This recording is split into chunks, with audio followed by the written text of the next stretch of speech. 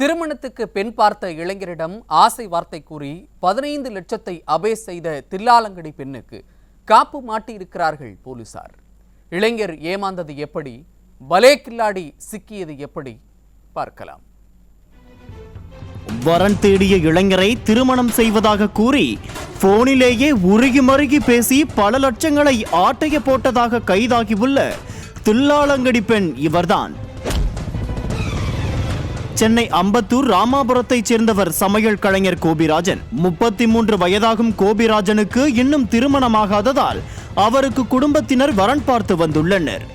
எதுவும் செட் ஆகாத நிலையில் நாளிதழ் ஒன்றில் மணப்பந்தல் பகுதியில் சிவாஸ்ரீ என்ற பெயரில் வரன் தேடுவதாக இருந்ததை பார்த்து அதில் கொடுக்கப்பட்டிருந்த எண்ணுக்கு கோபிராஜன் பேசியுள்ளார். அப்போது சிவாஸ்ரீ தனக்கு பெற்றோர் இல்லை, தான் ஒரு அனாதை என்று உருகி மருகி பேசியுள்ளார். சிவாஸ்ரீயின் பேச்சில் மயங்கிய கோபிராஜன் திருமணத்துக்கு பெண் கிடைத்து விட்டது என்னும் கனவில் தொடர்ந்து பேசி வந்துள்ளார். இதனை பயன்படுத்திக் கொண்ட சிவாஸ்ரீ தனக்கு பணம் நெருக்கடி இருப்பதாகவும் தான் உயிர் வாழ முடியாத அளவுக்கு பிரச்சனை இருப்பதால் தற்கொலை செய்து கொள்ளப் போவதாகவும் கூறி கோபிராஜனிடம் அவ்வப்போது பணம் கேட்க அவரும் சிவாஸ்ரீ சொல்லும் வங்கி கணக்கு எண்ணுக்கு பணம் அனுப்பியுள்ளார். ஒரு கட்டத்தில் திருமண பேச்சை எடுக்கும் போதெல்லாம் சிவாஸ்ரீ அதனை திசை திருப்பியதால் மனம் வெறுத்த கோபிராஜன் தான் கொடுத்த பணத்தை திரும்ப கேட்டுள்ளார்.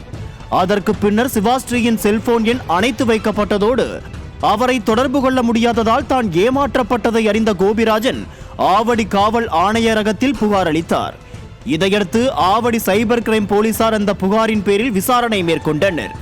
வங்கி கணக்கு விவரம் மற்றும் செல்போன் எண்ணை கொண்டு விசாரித்தவர்கள் சிவாஸ்ரீ என்னும் பெயரில் கோபிராஜனிடம் மோசடியில் ஈடுபட்டது திருமலை நகரைச் சேர்ந்த 42 வயது புவனேஸ்வரி என்பது தெரிய வந்தது. ராஜசேகரன் என்பவருடன் திருமணமான புவனேஸ்வரி திருமண தகவல் மையம் நடத்தி வந்துள்ளதும் திருமணமான ஆண்களை குறிவைத்து பேசி மோகவலையில் விழவைத்து கைபேசி மூலமாக பணம் பறித்து வந்ததும் தெரிய வந்தது.